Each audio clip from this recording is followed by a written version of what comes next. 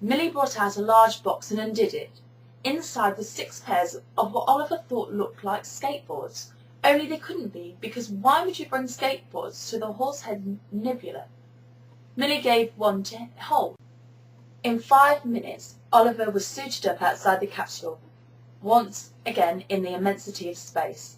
Only this time he wasn't alone.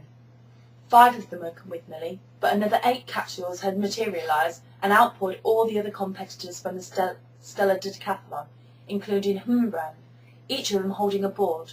Oliver wondered what they were going to do. He soon found out. "Stand on it," said Millie. "That's it. Let it float away. Only if you let it. Put some pressure on it. You can do that. There, watch me." Millie stood on a board, bent her knees and just floated there, around Oliver in the great circle made by the parked capsule. All the other children were doing the same thing, some more competently than others. "Hold this," said Millie, and she gave him a small control box with 2 buttons in it. "One pushes you one way, one the other. Watch." Millie pressed one button on a box and a tiny jet sprayed from her board, propelling her forward. She pressed the other and a reverse spray propelled her back to Oliver.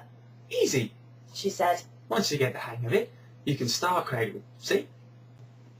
The others were balanced on their skateboards and heading this way and that, generally avoiding each other, but basically skateboarding the dust particles of the Horsehead Nebula. It was like some weird painting or a dream of something that could never be, but it was. The best of the skateboarders built up a head of steam and curved up and down distances that grew bigger each time.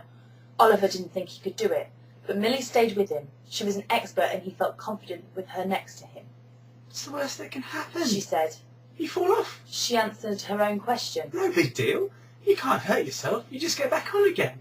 If you fly away, we'll get you. Try, Oliver."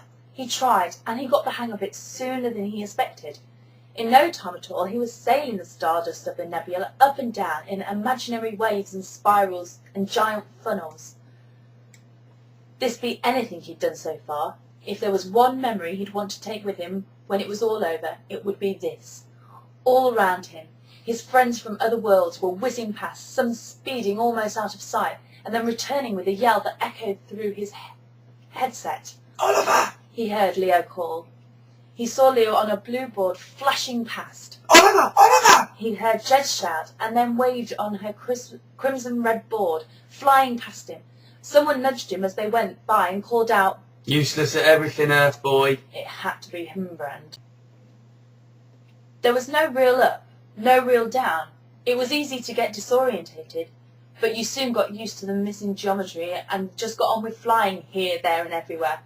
Oliver didn't know it, but he had a smile on his face the whole time. He wished someone could film this, because when he got back to Lincoln, he would never believed it had happened. Never. No one would. If he could have reached his skin through the space suit, he would have pinched himself.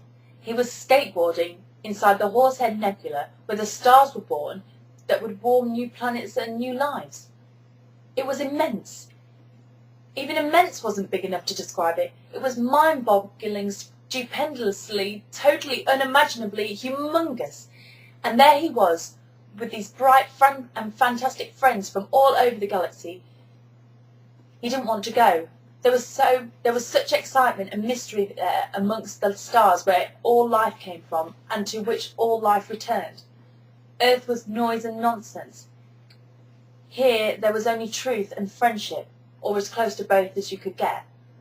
Just when he had been alone, Oliver half expected his parents to emerge out of nowhere and skateboard towards him with their arms outstretched in welcome.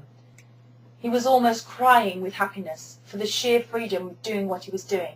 It couldn't get better.